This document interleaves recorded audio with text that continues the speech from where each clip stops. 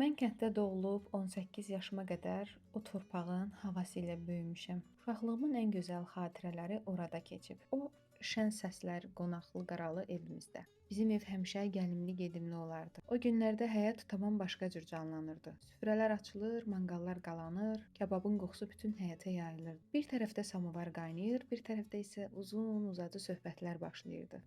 O günlərin səsi də, dadı da tamam başqa idi. Bəlkə də ona görədir ki, ata ocağımız həmişə gəlimli, gedimli olub. İndi düşünürəm ki, insan uşaqlığında gördüyü o gözəl ənənələri elə özü ilə böyüdür. Bəlkə də elə buna görədir ki, bu gün mən də qonaqlı günləri çox sevirəm. Evimə qonaq gələndə sanki evin ruhu dəyişir. Mətbəxdə hazırladığım yeməklər isə mənim üçün sadəcə yemək deyil. Onlar qonağıma olan hörmətin və sevgimin bir hissəsidir. Süfrədəki bütün yeməkləri həm çalışıram öz əllərimlə hazırlayım, həm də aldığım ərzaqlara xüsusi zövq və diqqətlə yanaşıram. Çünki istəyirəm ki, hazırladığım yeməklər həm gözə oxşasın, həm də hər kəsin yaddaşında xoş bir dad kimi qalsın. Bəlkə də buna görə düşünürəm ki, evin ən gözəl halı süfrənin açıldığı, qonağın gəldiyi haldır. Bəs əziz xanımlar, sizdə necə? Siz də hər şeyi əvvəldən planlayıb böyük hazırlıq görürsünüz, yoxsa sadə bir süfrəyə üstünlük verirsiniz?